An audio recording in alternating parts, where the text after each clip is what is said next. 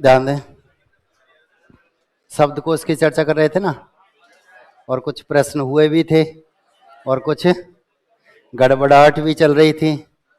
मैंने रे संबंधी आपको जो नियम बताए थे, रेफ जो बताया था, उससे संबंधित मैंने प्रश्न पूछे थे। और गलती कहाँ हो रही है हमसे? खोलने में। हम शब्दों को खोल नहीं पा रहे हैं।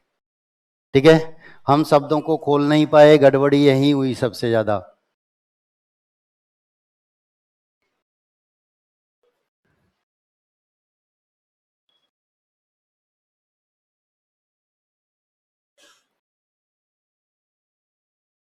उत्तर क्या आया?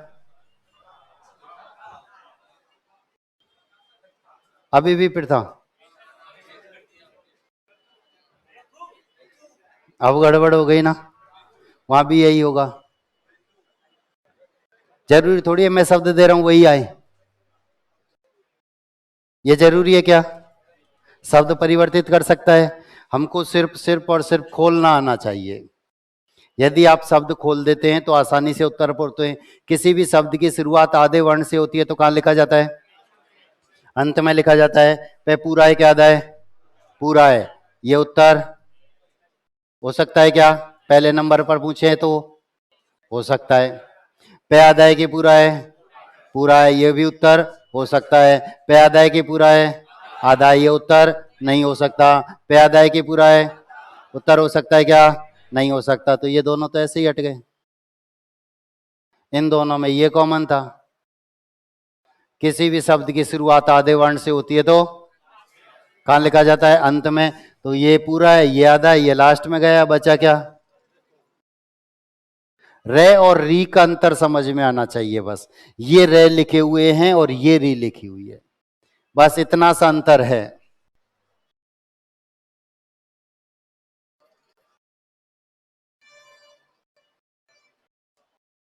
युग्म शब्द में पूछे जाते हैं। सिलेबस में है युग्म शब्द। समश्रुति भिन्नार्थक शब्द। समश्रुति, सम यानी समान, श्रुति यानी सुनने में समान लगते हैं, लेकिन भिन्नार्थक अर्थ अलग अलग होते हैं। ये दो शब्द अब हमारे सामने आ गए, इनमें ही हम घूम गए। अब इनके अर्थ क्या होते हैं? अब वह एग्जाम हॉल में इनके अर्थ ऊपर नीचे भी लिखता है। ये कुंती होती है और ये हमारे रीति रिवाज होते हैं। ये कुंती होती है, ये रीति रिवाज होते हैं। अब इनका अर्थ वो ऊपर नीचे भी लिखेगा। चार ऑप्शन देगा हमारे सामने, तो इसको कुंती इसको बना सकता है, रीति रिवाज इसको बना सकता है, लेकिन हमको सटीक पता होना चाहिए, हम आसानी से उत्तर पर होते हैं। ठीक है, तो शब्दकोश का एक प्रश्न और कराऊंगा, फिर सिलेबस की चर्चा करूंगा, सिलेबस शुरू करूंगा। एक प्रश्न और लिखेंगे। हिंदी शब्दकोश के अनुसार, हिंदी शब्दकोश के अनुसार सबसे अंत में लिखा जाएगा।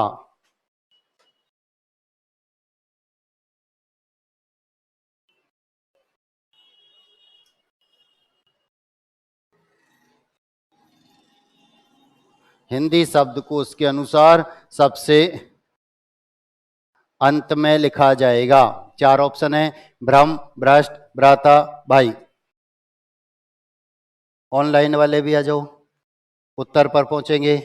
क्रम से खोलना है, सबको कॉमन को हटाना है, उत्तर पर जाना है। यदि आपने इनको सही खोल दिया तो आप सही उत्तर पर होंगे, अन्यथा गलत हो जाएगा।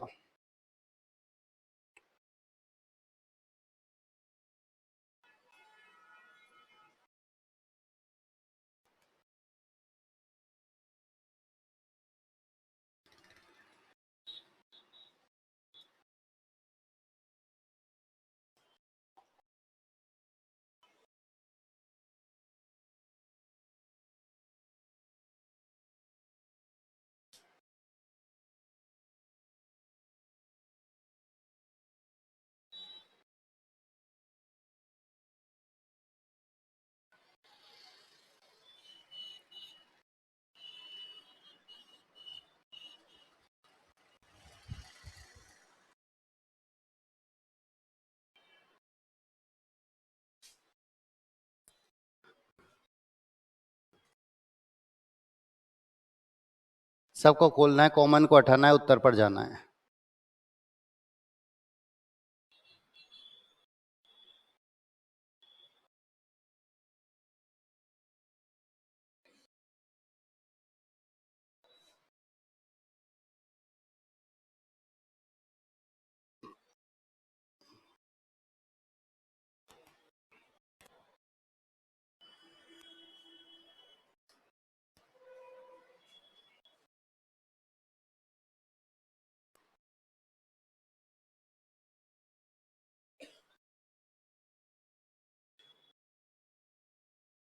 हो गया?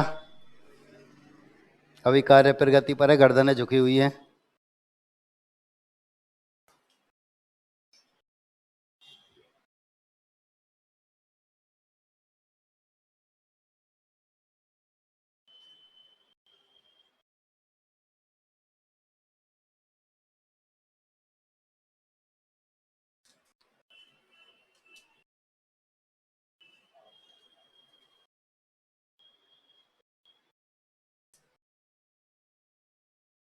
ध्यान दो, कितने ब्रह्म है? 10, 12, 14, 16, 18, 20, 22, 23, 24, 24, 24। कितने भ्रष्ट हैं? 100, 200, 300, 400 बहुत हैं। भ्राता 500, 600, 700। भाई 4, 5, 6, 7। अब पहले तो प्रश्न पढ़ो, फिर हम चर्चा करते हैं। कुछ तो प्रश्न दोबारा सब पढ़ने से भी सही हो जाता है, कुछ का तो प्रश्न सावधानी से पढ़ने से भी सही हो जाता है। हम जल्दबाजी में होते हैं, प्रश्न सही पढ़ नहीं पाते। बोर्ड पर आओ दोबारा। इससे आपको लेंगे भयादाय की रेयादाय, भयादाय की रेयादाय, भयादाय रे पूरा है, भयादाय रे पूरा है, याद रखना, ठीक है। भयादाय की रेयादाय, भयादाय है रे पूरा है।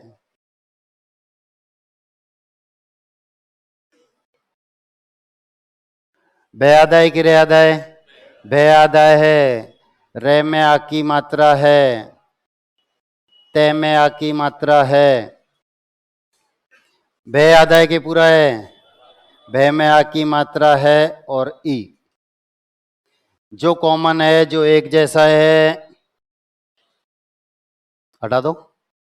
सब में एक जैसा था, हटा दिया। शब्द की शुरुआत हुई रे रे रे आ, रे पहले आता है क्या? आ, तो ये तो आया पहले नंबर पर। प्रश्न कहता है अंत में, प्रश्न कहता है अंत में, ये आया पहले नंबर पर, तो ये उत्तर हो सकता है क्या? नहीं होगा, हटा दो। उत्तर इन तीनों में से, और इन तीनों में ये कॉमन, हटा दिया। अब हमारे शब्द की शुरुआत हुई ए आ, ए पहले आता है क्या? आ, ए पहले आता है क्या? आ, तो इस आ से पहले तो ये दोनों आ जाएंगे, आ से पहले तो ये दोनों आ जाएंगे। ये कौन से नंबर पर गया? 4 नंबर पर, ठीक है। दोनों की बात करें, ये दोनों में कॉमन हटा दो, ये दोनों में कॉमन हटा दिया। अब हमारे शब्द की शुरुआत यहां से मैं, और पहले कौन सा आएगा? 2 नंबर पर, 3 नंबर पर। उत्तर क्या हुआ? अब देखो, अभी तक मैंने जो प्रश्न आपसे पूछे हैं उनमें था शब्दकोश के अनुसार सबसे पहले लिखा जाएगा, शब्दकोश के अनुसार सबसे अंत में लिखा जाएगा। वो आपको क्रम से भी पूछ सकता है। हिंदी शब्दकोश के अनुसार इनका निश्चित क्रम होगा। ए 4 दे दिए, 1 3 2 4। बी 1 4 3 2, ठीक है। सी 4 3 2 1, ऐसे करके वो आगे पीछे क्रम करके कैसे भी दे सकता है, इसलिए हमने इनको क्रम से जमा दिया हो। अब ये पहले नंबर पर, ये दूसरा, ये तीसरा, ये चौथा, ये हो गए, ठीक है। नींव खोदने का काम समाप्त होता है। अब हम सिलेबस शुरू करते हैं। अब तक सिलेबस शुरू नहीं हुआ है, अब तक हम नींव खोद रहे थे परिचय, लेकिन इनमें से शब्दकोश का प्रश्न पूछा जा सकता है, शब्द शुद्धि का प्रश्न पूछा जा सकता है, जो हमने चर्चा की, ठीक है। शब्द शुद्धि के भी प्रश्न यहां से निकलते हैं और शब्दकोश के प्रश्न भी यहां से निकलते हैं। अब हम सिलेबस शुरू करते हैं।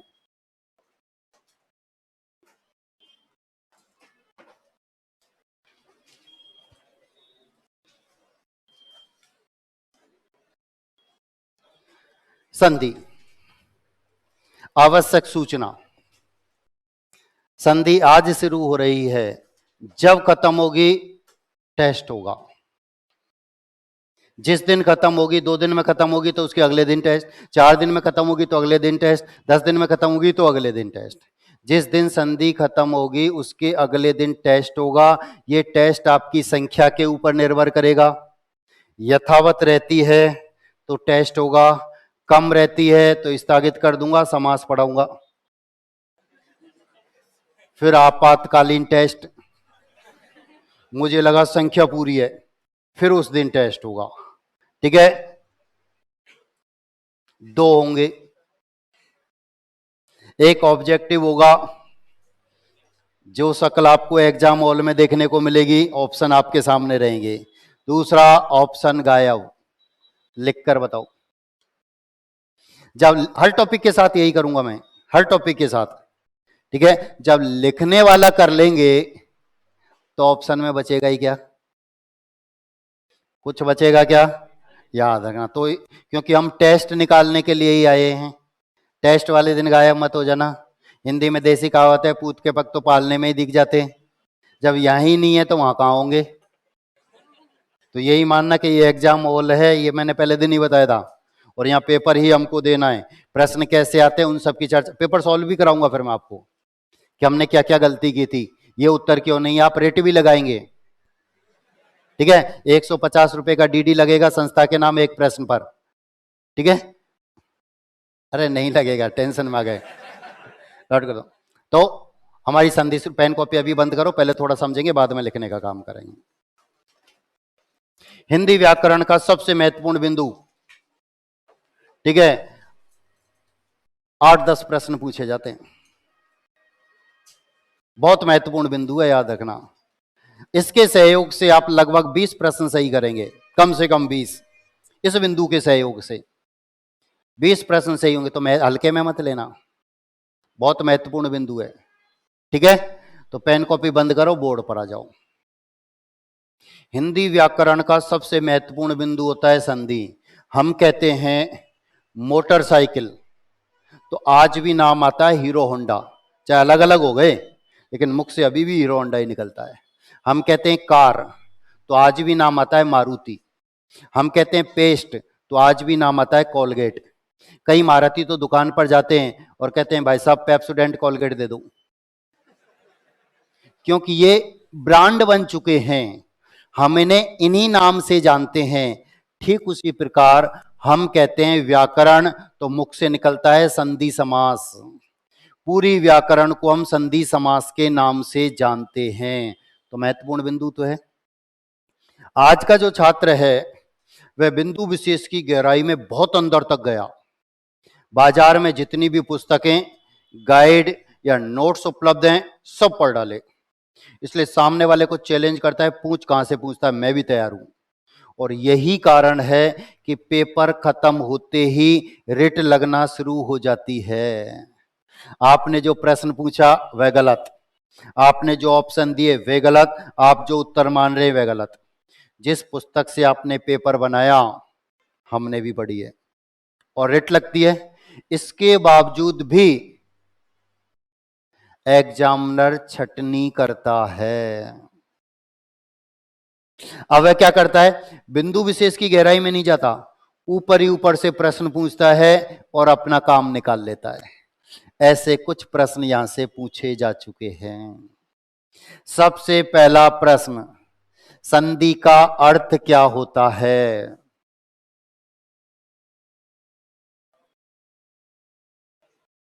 मेल, सबसे पहला प्रश्न। दूसरा प्रश्न हमारे सामने आता है, संधि का विलोम क्या होता है?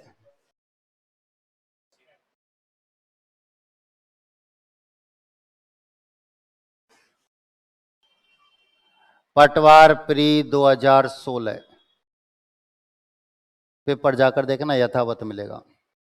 संधि का विलोम पूछा गया था वहां पर। हम विच्छेद करते हैं, विच्छेद तब होता जब विग्रह ऑप्शन में नहीं होता।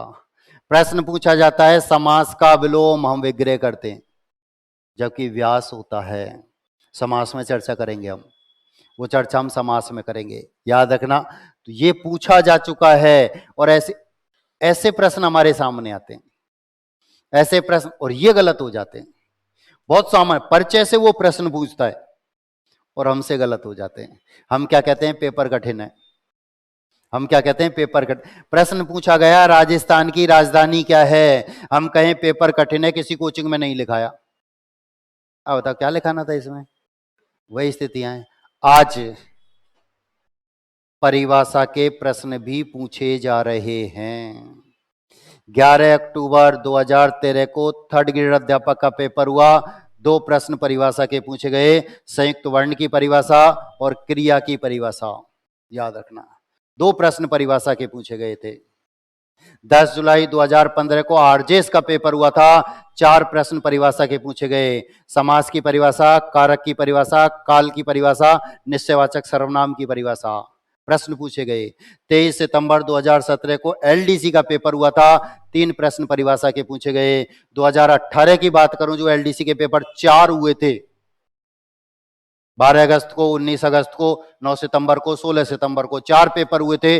उनमें तो कितने परिभाषा के प्रश्न पूछे गए पता नहीं। वहां संधि की भी परिभाषा पूछी गई थी। एलडीसी 2018 में संधि की परिभाषा पूछी जा चुकी है। अब परिभाषा के प्रश्न प्रचलन में हैं, पूछे भी जाते हैं, और जो परिभाषा हमारे दिमाग में चल रही होती है वहां पहले ऑप्शन पर लिखी होती है, और हम वही गोला नीला करते हैं और प्रसन्नचित्त मुद्रा में बाहर आते हैं, सही कर कर आए। वो चाहता है सटीक परिभाषा, सही परिभाषा। और संधि की परिभाषा होती है आपसी निकटता के कारण 2 वर्णों के मेल से उत्पन्न विकार यानी परिवर्तन को संधि कहते हैं। इतिहास में हमने पढ़ा था कि राजा महाराजाओं के मध्य युद्ध हुआ करते थे, उस युद्ध के पश्चात संधि हुआ करती थी। उस संधि की कुछ शर्तें होती थी जो जीतने वाला राजा हारने वाले राजा के ऊपर लागू किया करता था कि 100 गांव हमारे राज्य में मिला दो, अब हम इनसे कर वसूल करेंगे, 1000 हाथी, घोड़े, ऊंट, सैनिक, कुछ भी।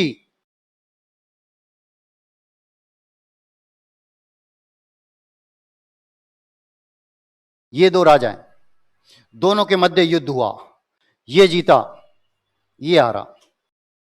अब ये जीतने वाला राजा इस हारने वाले राजा के ऊपर अपनी शर्तें लागू करता है। मान के चलते ये कहता है कि 100 गांव हमारे राज्य में मिला दो, अब हम इनसे कर वसूल करेंगे। तो स्वाभाविक सी बात है ये 100 गांव मिलाए जाएंगे, या फिर ये कौन से पास वाले, कौन से पास वाले। अब हिंदी में यदि हम संधि की बात करें तो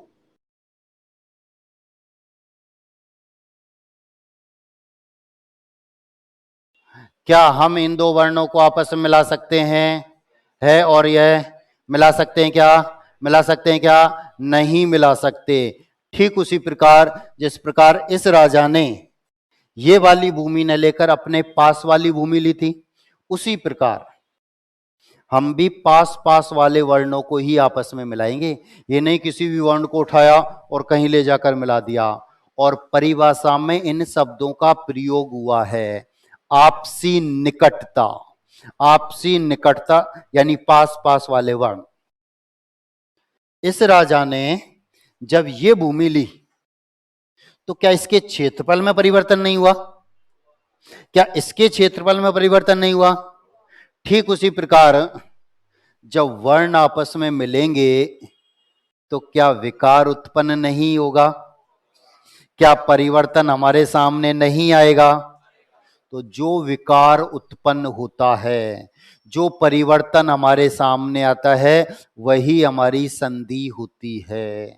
हिंदी में एक दोहा आपने भी पढ़ा था, रहीमन धागा प्रेम का, मत तोड़ो छिटकाए, टूटे से फिर ना जुड़े, जुड़े गांठ पड़ जाए। 2 धागों को भी जब हम आपस में जोड़ते हैं तो उनकी भी स्थिति में कोई ना कोई परिवर्तन देखने को मिलता है। ठीक उसी प्रकार जब वर्ण आपस में मिलेंगे तो क्या विकार उत्पन्न नहीं होगा? क्या परिवर्तन हमारे सामने नहीं आएगा? तो जो विकार उत्पन्न होता है, जो परिवर्तन हमारे सामने आता है, वही हमारी संधि होती है। और शब्द बनता है हिमालय। ये 2 वर्ण आपस में मिले, ये विकार उत्पन्न हुआ, परिवर्तन, ये संधि होती है। और परिभाषा में इन शब्दों का प्रयोग हुआ है, आपसी निकटता के कारण 2 वर्णों के मेल से उत्पन्न विकार यानी परिवर्तन को संधि कहते हैं। ये 2 वर्ण आपस में मिले, ये विकार उत्पन्न हुआ, परिवर्तन, ये हमारी संधि होती है।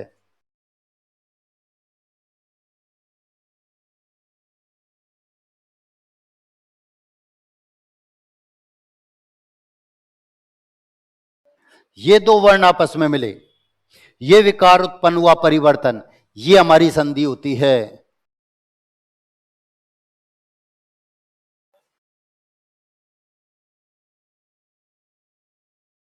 ये दो वर्ण आपस में मिले, ये विकार उत्पन्न हुआ परिवर्तन, ये हमारी संधि होती है।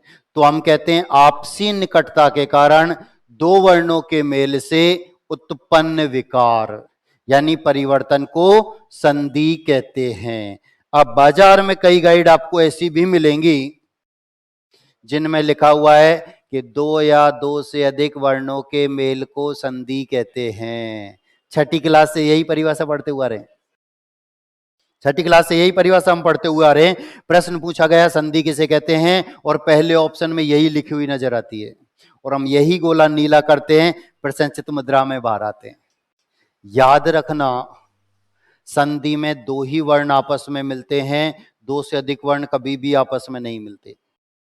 एक शब्द में कई संधियां हो सकती हैं, एक शब्द में कई संधियां हो सकती हैं, लेकिन प्रत्येक स्थिति में दो ही वर्ण आपस में मिलते हैं, दो से अधिक कभी नहीं मिला करते।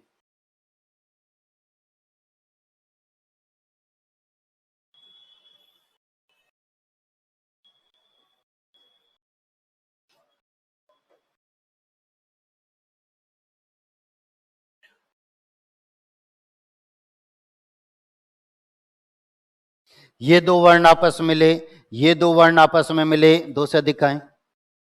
दो से अधिक का मतलब एक वर्ण यहां भी था और ये आपस में मिल रहे थे। होता है क्या? एक शब्द में कई संधियां हो सकती हैं, लेकिन प्रत्येक स्थिति में दो ही वर्ण आपस में मिलते हैं, दो से नहीं, अधिक नहीं। हमने संस्कृत में पढ़ा करते थे हम, एक शब्द एक पंक्ति, एक शब्द की एक पंक्ति हुआ करती थी संस्कृत में, तब हम उसका अन्वय करते थे। टुकड़े संधि के नियम से ही होते थे ऐसे। तो एक शब्द में कई संधियां हो सकती हैं, लेकिन प्रत्येक स्थिति में दो ही वर्ण आपस में मिलते हैं, दो से अधिक वर्ण कभी भी आपस में नहीं मिला करते हैं। आया समझ में? आप ध्यान दो। एक बहुत सामान्य सी बात और बताना चाहूंगा, बहुत सामान्य सी, प्रत्येक थानाधिकारी जानता है फिर भी गलती कर जाता है। क्या? कि प्रत्येक शब्द का अंतिम वर्ण स्वर होता है जिसे हम मात्रा से प्रदर्शित करते हैं। यदि शब्द के अंत में कोई भी मात्रा नहीं है तो उसका अंतिम वर्ण ए होता है। मैंने आपको बताया एक स्वर ऐसा भी है जिसकी कोई मात्रा नहीं होती और मैंने कहा अंत तक पीछा नहीं छोड़ेगा। अभी तो शुरुआत है, अभी तो शुरुआत है, याद रखना। दोबारा बोल रहा हूं, प्रत्येक शब्द का अंतिम वर्ण स्वर होता है जिसे हम मात्रा से प्रदर्शित करते हैं। यदि शब्द के अंत में कोई भी मात्रा नहीं है तो उसका अंतिम वर्ण ए होता है। एक बार फिर, प्रत्येक शब्द का अंतिम वर्ण स्वर होता है, यदि वह स्वर नहीं है तो निश्चित रूप से या तो अलंत होगा या विसर्ग होगा, या तो अलंत होगा या विसर्ग होगा। यदि शब्द के अंत में हलंत और विसर्ग नहीं है तो निश्चित रूप से उसका अंतिम वर्ण कोई ना कोई स्वर है। अब बताओ हिम का अंतिम वर्ण क्या है? इसका प्रथम वर्ण क्या है? हाँ। ये दोनों आपस में मिले, इनके मिलने पर ये विकार उत्पन्न हुआ परिवर्तन, ये संधि होती है। इसका अंतिम वर्ण क्या है? तय। इसका अंतिम वर्ण क्या है? तय। इसका प्रथम वर्ण क्या है? न। इसका प्रथम वर्ण क्या है? न। ये दोनों आपस में मिले, ये विकार उत्पन्न हुआ परिवर्तन, ये संधि होती है। इसका अंतिम वर्ण क्या है? विसर्ग। इसका अंतिम वर्ण क्या है? विसर्ग। प्रथम वर्ण क्या है? ध। ये दोनों आपस में मिले, ये विकार उत्पन्न हुआ परिवर्तन, ये संधि होती है। ठीक है? तो हम कहते हैं आपसी निकटता के कारण दो वर्णों के मेल से उत्पन्न विकार यानी परिवर्तन को संधि कहते हैं। ठीक? कितने भेद होते हैं संधि के? कितने भेद हैं? पहला स्वर संधि, दूसरा व्यंजन संधि, तीसरा विसर्ग संधि। तीन भेद हुआ करते हैं। स्वर कितने होते हैं? 5। भगवान सबका भला करेगा। चलो 5 दिन में 5 तो याद हुए, और धीरे धीरे याद। इसलिए मैंने संधि शुरू नहीं की थी पहले दिन, मुझे पता था यही ध्वनि आएंगी। इंग्लिश का प्रभाव आज तक ज्यादा है ना, तो आज तक याद है। घर वालों का कोई असर नहीं जिन्होंने हिंदी बोलना सिखाया, गड़बड़ हो गई। ध्यान दो दोबारा। व्यंजन कितने? विसर्ग एक, अनुस्वार एक, विसर्ग। लिखाया था धुंधला सा, याद है? याद है या नहीं? ठीक है, तो लिखेंगे आप थोड़ा सा। हेडिंग डालो संधि। संधि, संधि का अर्थ होता है, संधि का अर्थ होता है मेल। संधि का अर्थ होता है मेल और विलोम विग्रह। अर्थ होता है मेल और विलोम विग्रह। नई पंक्ति से लिखेंगे, नई पंक्ति से। आपसी निकटता के कारण, आपसी निकटता के कारण दो वर्णों के मेल से, आपसी निकटता के कारण दो वर्णों के मेल से उत्पन्न विकार, दो वर्णों के मेल से उत्पन्न विकार, कोष्टक में लिखेंगे परिवर्तन। उत्पन्न विकार, कोष्टक में परिवर्तन, को संधि कहते हैं, को संधि कहते हैं। उत्पन्न विकार, कोष्टक में परिवर्तन, को संधि कहते हैं। जैसे ये तीनों उदाहरण उतारेंगे अब आप। ये तीनों उदाहरण उतारने आपको। हिमालय, जगन्नाथ, निर्धन। हिमालय, जगन्नाथ, निर्धन।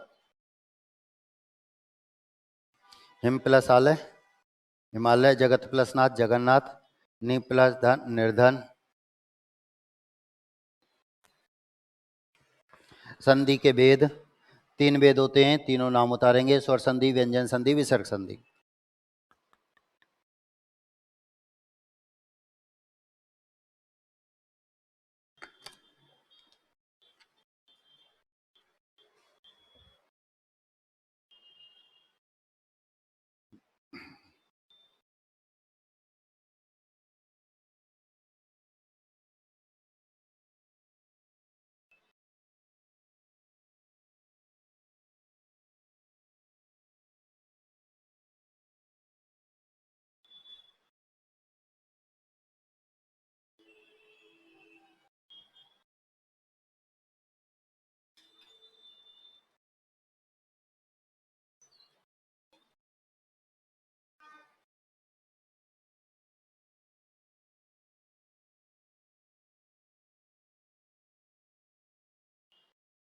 तीन भेद हैं, स्वर संधि, व्यंजन संधि, विसर्ग संधि। तीनों नाम उतारेंगे। संधि के भेद 3 हैं, स्वर संधि, व्यंजन संधि, विसर्ग संधि। हेडिंग डालेंगे स्वर संधि।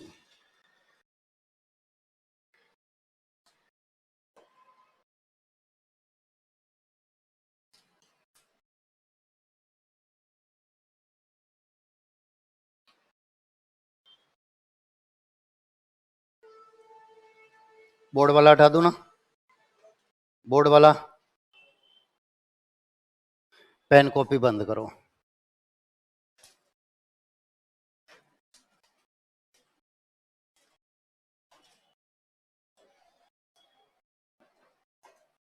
पहले थोड़ा सा समझेंगे, उसके बाद लिखेंगे।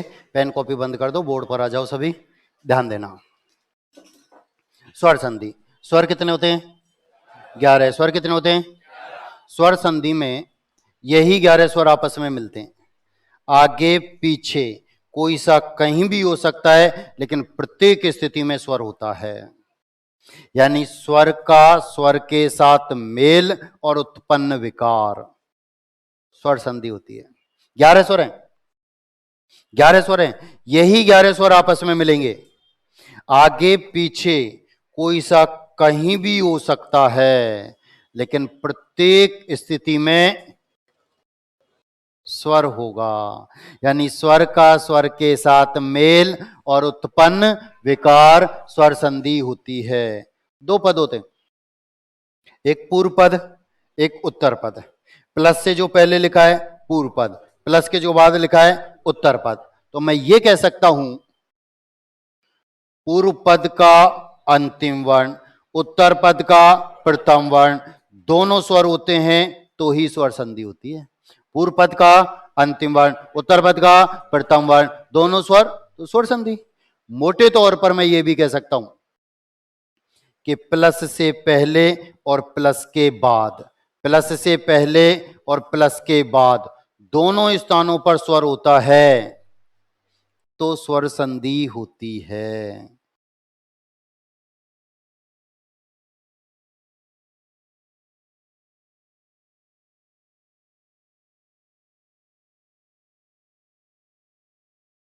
देव का अंतिम वर्ण क्या है? इसका प्रथम वर्ण क्या है? आ। दोनों स्वर हैं, आपस में ले कुछ परिवर्तन हुआ, ये हमारी स्वर संधि होती है।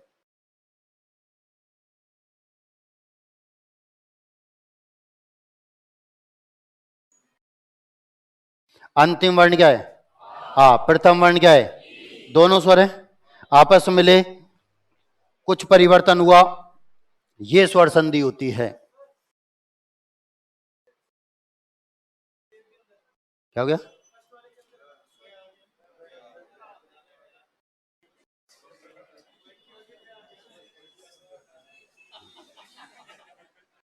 हिंदी में देसी कहावत है, सावधानी हटी खीर पूरी बटी।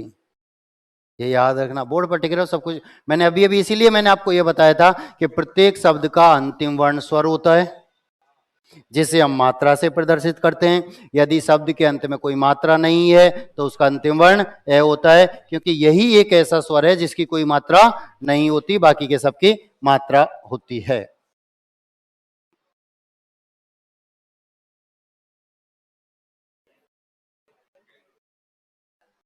अंतिम वर्ण क्या है? ए। प्रथम वर्ण ए, दोनों स्वर हैं, आपस में मिले कुछ परिवर्तन हुआ, ये हमारी स्वर संधि।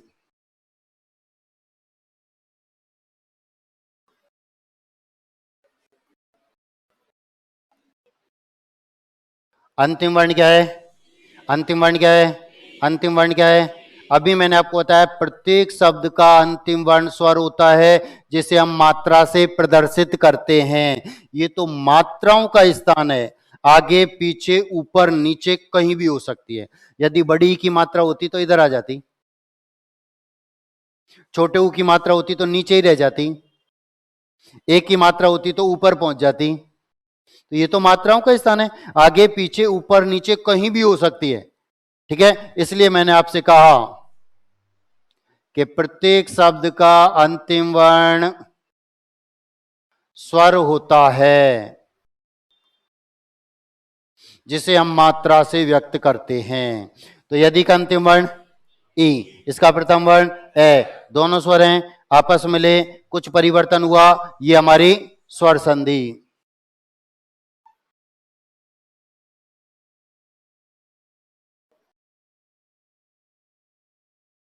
अंतिम वर्ण, प्रथम वर्ण, दोनों स्वर हैं, आपस में मिले कुछ परिवर्तन हुआ, ये हमारी स्वर संधि।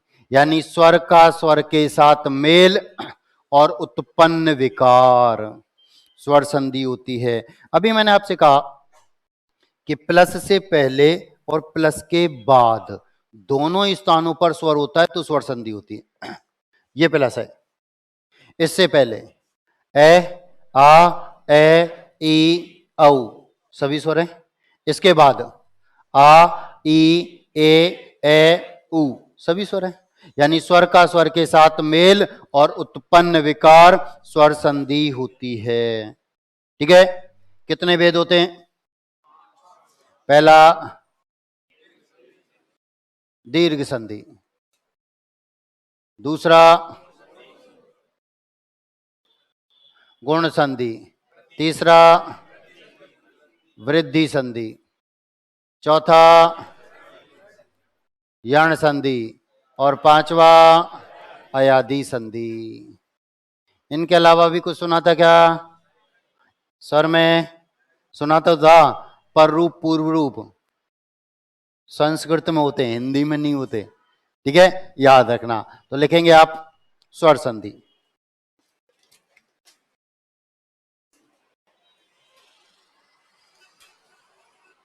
स्वर संधि, परस्पर स्वर का स्वर के साथ, परस्पर स्वर का स्वर के साथ,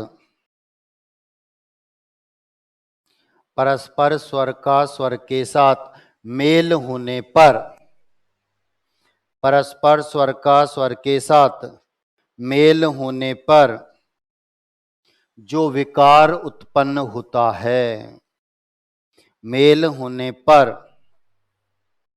जो विकार उत्पन्न होता है उसे स्वर संधि कहते हैं। परस्पर स्वर का स्वर के साथ मेल होने पर जो विकार उत्पन्न होता है उसे स्वर संधि कहते हैं। जैसे ये उदाहरण उतारेंगे,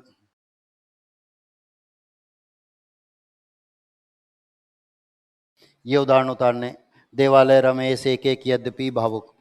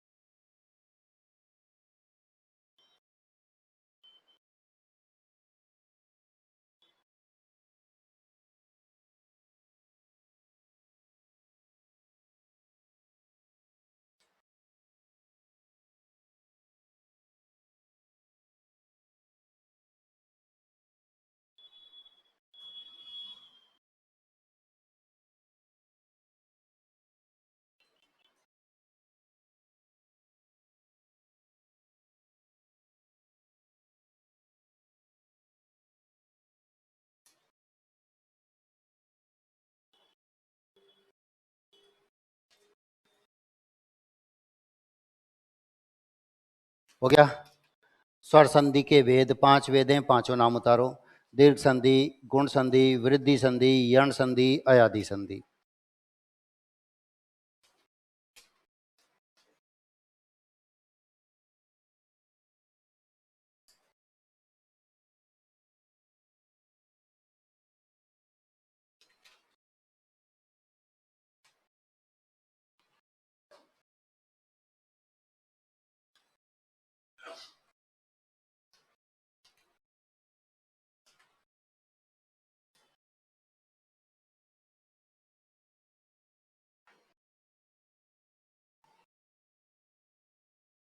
दीर्घ संधि, गुण संधि, वृद्धि संधि, यण संधि, अयादि संधि।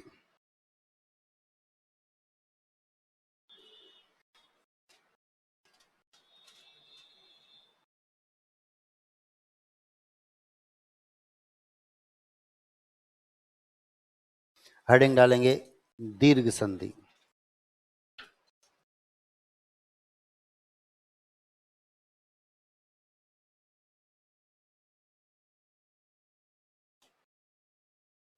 बोर्ड कटा दूं?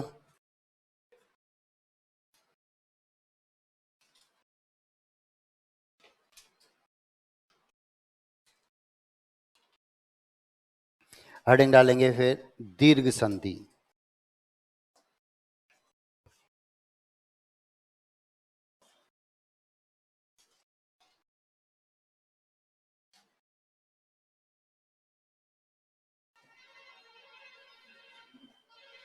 ध्यान दो, संधि से संबंधित अब तक जो कुछ भी मैंने आपको बताया वह परिचय मात्र था। प्रश्न पूछे जाने की प्रक्रिया यहां से शुरू होती है।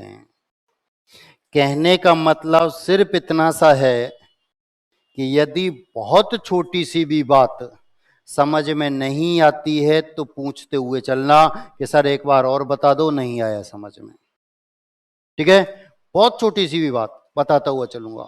मैं आपको एक उदाहरण समझाऊंगा, 1.5 उदाहरण समझाऊंगा, 10 20 30 बोर्ड पर लिखूंगा, बनाओ, फिर मैं उत्तर लिखूंगा, मिलाओ। मैथ के जैसे पढ़ाऊंगा। मैथ वाले सर एक सवाल समझाते हैं, 2 समझाते हैं, करते रहना, अटक जाए तो फिर पूछ लेना। वही प्रक्रिया यहां रहेगी। मैंने आपको एक उदाहरण समझाया, 1.5 उदाहरण समझाया, 10 20 30 उदाहरण बोर्ड पर लिख दिए, बनाओ, फिर मैं उत्तर लिखूंगा, मिलाओ। सही है तो बहुत अच्छी बात है, नहीं है तो सही कर लेना। ठीक है, क्योंकि एक बात मैं बहुत अच्छी तरह से जानता हूं कि आप घर जाकर हिंदी कितना पढ़ते हैं, इसलिए जो कुछ पढ़ना है वो यहीं पढ़ना है, घर के लिए कुछ भी नहीं है। ठीक है, और यदि देखा कि हाँ साहब पढ़ रहे हैं तो फिर आपको होमवर्क भी दिया जाएगा, गृह कार्य। दीर्घ संधि के 40 50 100 उदाहरण लिखकर दे दिए, घर से कर कर लाना, अटक जाए तो फिर पूछ लेना। ठीक है, ये रोजाना का हमारा कार्यक्रम रहेगा अब जब तक संधि खत्म नहीं होगी।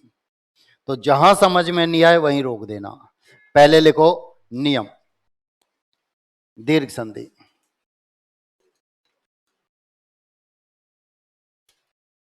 यदि ह्रस्व, नियम लिखेंगे, यदि ह्रस्व या दीर्घ स्वर, यदि ह्रस्व या दीर्घ स्वर, कोष्टक में ए ई उ,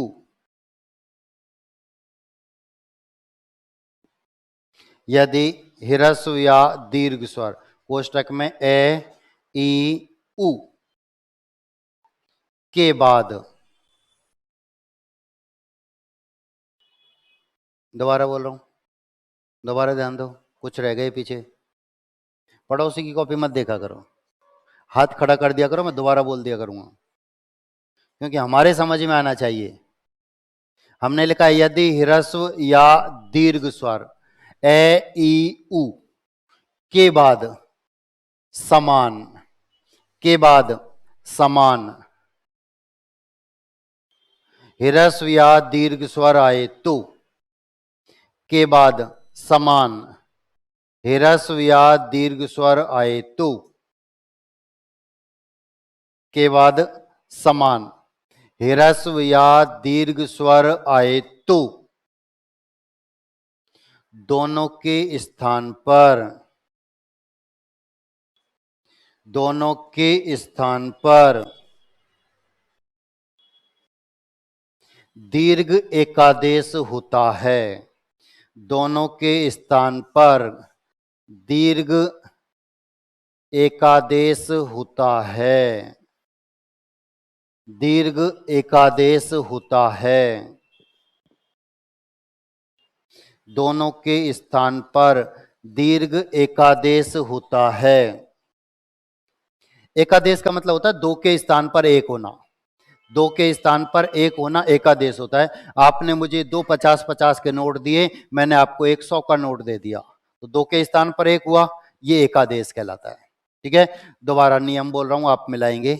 हमने लिखा है यदि ह्रस्व या दीर्घ स्वर ए ई उ, 3 लिखे हमने, ए ई उ, इनके ही दीर्घ आ ई उ, ह्रस्व या दीर्घ, री नहीं लिखा क्योंकि हिंदी में बड़ी री नहीं होती है, इसलिए हमने 3 ही लिखे, ए ई उ, ये 3 ह्रस्व भी हो सकते हैं और ये 3 दीर्घ भी हो सकते हैं, आ ई उ भी हो सकते हैं। के बाद समान ह्रस्व या दीर्घ स्वर आए तो दोनों के स्थान पर दीर्घ एकादेश होता है। अब पेन कॉपी बंद कर दो और बोर्ड पर आ जाओ। यहां गड़बड़ी क्या होती है कि थोड़ा सा समझ में आते ही पड़ोसी को समझाने लग जाते और बाद में उसी की कॉपी देखते हैं कैसे बना। ठीक है, इसलिए पहले समझेंगे बाद में लिखने का काम करेंगे। पेन कॉपी बंद कर दो, बोर्ड पर आ जाओ।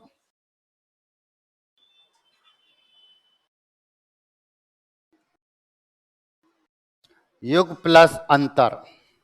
आप मुझे ये बताओ कि युग का अंतिम वर्ण क्या है? और जैसे आप ए को अलग करोगे गे अलंत हो जाएगा, बाकी का सब अपने स्थान पर आएगा। ए को अलग किया है, गे अलंत है, सब अपने स्थान पर, ए के बाद ए, ए के बाद ए, दोनों ह्रस्व हैं, दोनों समान हैं। ए के बाद ए आया है तो दोनों ह्रस्व हैं, दोनों समान हैं। और नियम कहता है ह्रस्व या दीर्घ स्वर के बाद समान, ह्रस्व या दीर्घ स्वर आए तो दोनों के स्थान पर दीर्घ एकादेश होता है। अब ए के बाद ए आया है, दोनों ह्रस्व हैं, दोनों समान हैं, नियम अनुसार दोनों के स्थान पर दीर्घ। अब ए का दीर्घ क्या होता है, आ, और आ की 4 स्थिति होती है, ए प्लस ए प्लस आ प्लस ए और आ प्लस, ये सब मिलकर आ बनाते हैं जिसे हम मात्रा से व्यक्त करते हैं। ये दोनों आपस में मिलेंगे तो ये बनेगा, ये दोनों मिलेंगे तो भी, ये दोनों मिलेंगे तो भी, ये दोनों मिलेंगे तो भी ये बनेगा, जिसे हम मात्रा से व्यक्त करते। ये आ की मात्रा है, टी नहीं है कहीं अंग्रेजी में पहुंच जाए, ये आ की मात्रा है। ठीक है, ध्यान देना। ए के बाद ए आया है, दोनों ह्रस्व हैं, दोनों समान है, नियम अनुसार हम इन दोनों के स्थान पर क्या लिख सकते हैं, लिख सकते हैं या नहीं, लिख सकते हैं, बाकी का सब अपने स्थान पर।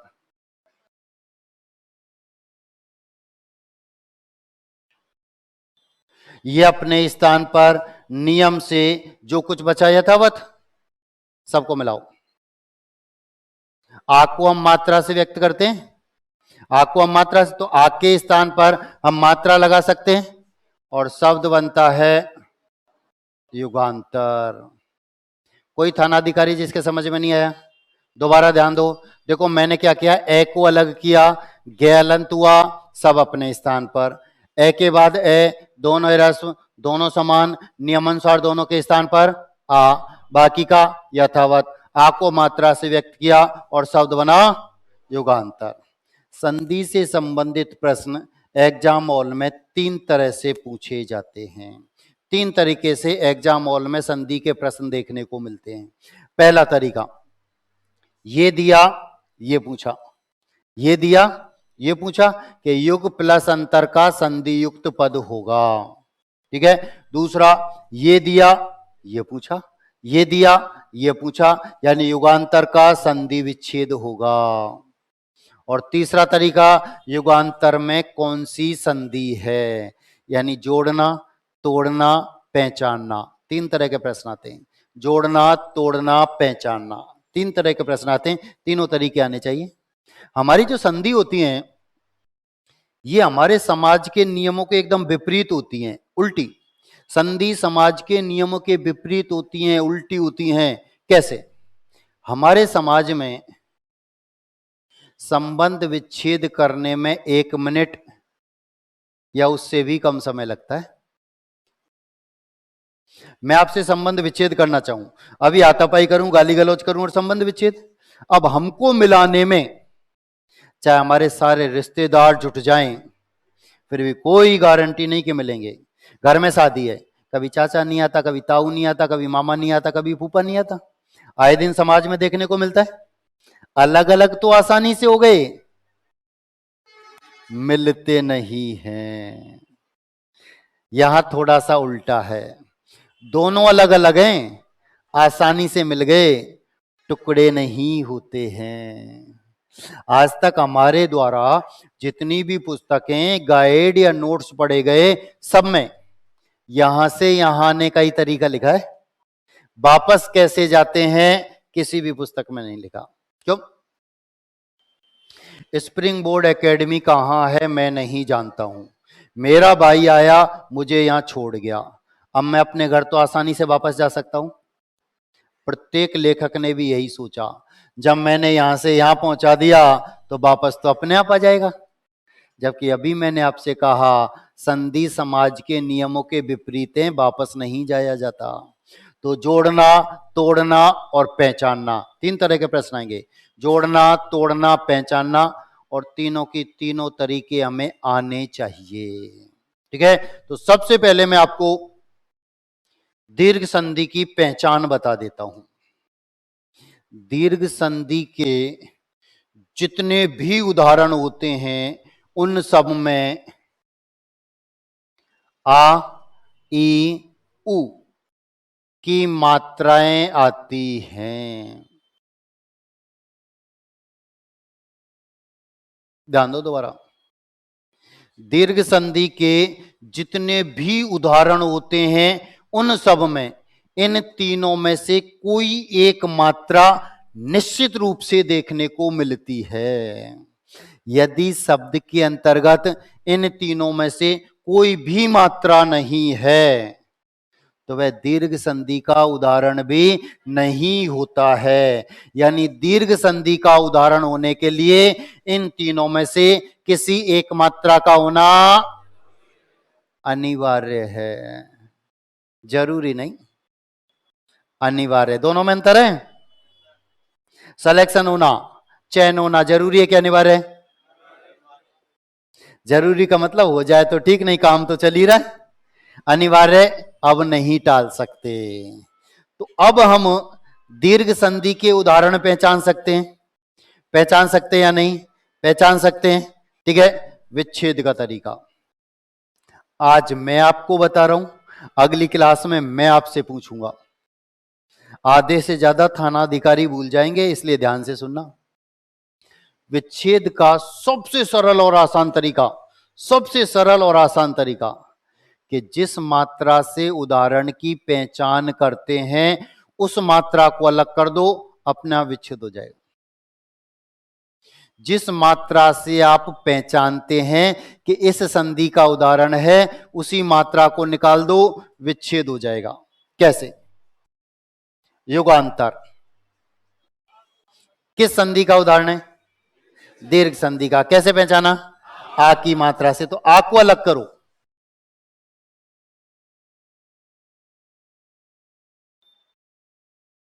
और जैसे ही आग को अलग करेंगे गैल अंत हो जाएगा, सब अपने स्थान पर। अब आग के चार टुकड़े होते, आग के चार टुकड़े, चारों में से कोई से भी करो, जो आपको सबसे अच्छे लगते हैं या सबसे बुरे, कोई से भी टुकड़े आप चारों में से कर सकते हैं।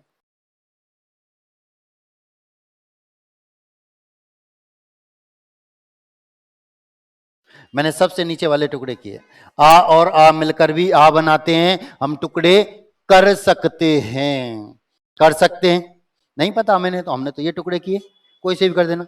अब एक बात जो याद रखनी है, हमारे द्वारा जो टुकड़े किए गए हैं वे किसी ना किसी मूल शब्द का निर्माण करते हैं, किसी ना किसी सार्थक शब्द का निर्माण करते हैं, और यदि नहीं करते हैं तो टुकड़े गलत। ध्यान दो, हमने जो टुकड़े किए वो निश्चित रूप से किसी ना किसी मूल शब्द का, किसी ना किसी सार्थक शब्द का निर्माण करेंगे, नहीं करेंगे तो टुकड़े गलत। कैसे? मिलाओ दोनों को। योगा कोई शब्द, स्थिति दो होंगी, या तो ए होगा या फिर आ होगा, या तो ए होगा या फिर आ होगा। आ से नहीं बना, इसका मतलब ए होगा। मिलाओ दोनों को, शब्द बनेगा, मिलाओ दोनों को। अंतर कोई शब्द है, स्थिति फिर वही दो, ए होगा या फिर आ होगा, ए होगा या फिर आ होगा। आ से नहीं बना, इसका मतलब ए होगा। मिलाओ दोनों को, अंतर। सही टुकड़े स्वतः ही सामने आए और जहां से शुरू किया वहीं पहुंच गए। मन में एक प्रश्न और घर कर गया कि सब एक प्रश्न के लिए यदि इतना समय देने लग गए तो बाकी का पेपर कौन करेगा? 100 ट्रिक्स बताओ साहब, सीधे उत्तर पर कैसे जाते हैं। 100 ट्रिक्स, हिंदी में जिसे हम पगडंडियों का रास्ता कहते हैं।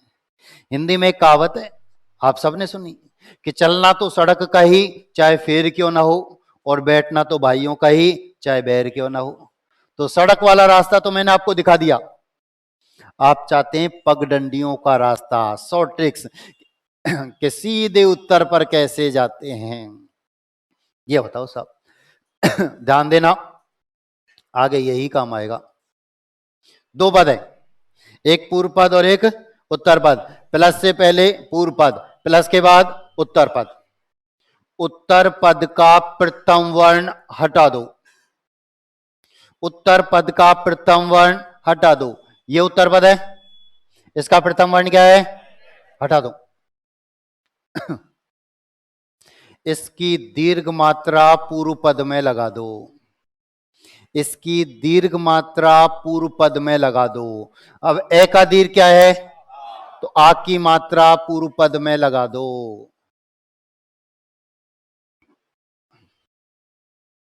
अब ए आपने हटा दिया तो जो कुछ बचा है सब लिख दो। शब्द बना युगांतर।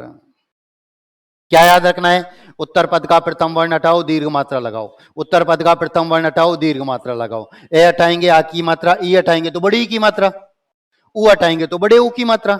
उत्तर पद का प्रथम वर्ण हटाना है, दीर्घ मात्रा लगानी है, इतना सा काम है। उत्तर पद का प्रथम वर्ण हटाना है, दीर्घ मात्रा लगानी है। कैसे, दोबारा ध्यान दो।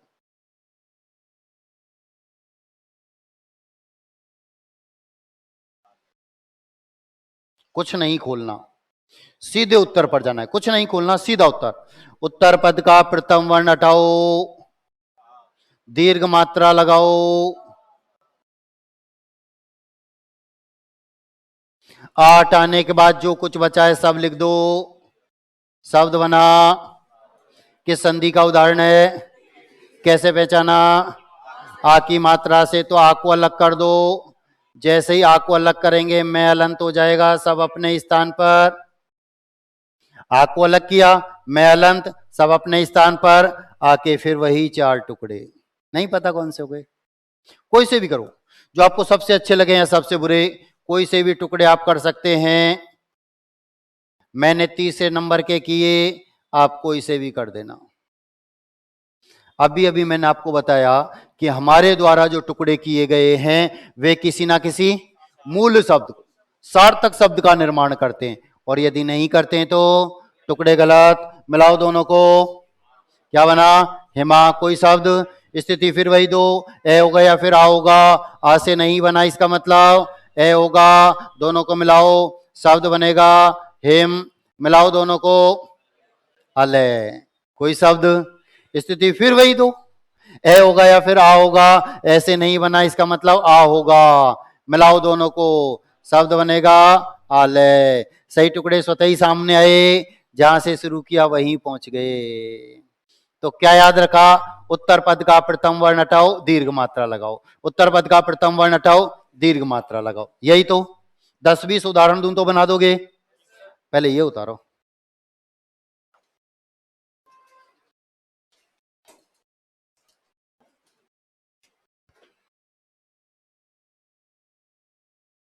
इसके बाद भी एक क्लास और होगी, ठीक है, रीजनिंग की, ठीक है। ऋषि मुनियों को बुलाकर लाएंगे, आप चिंता मत करना।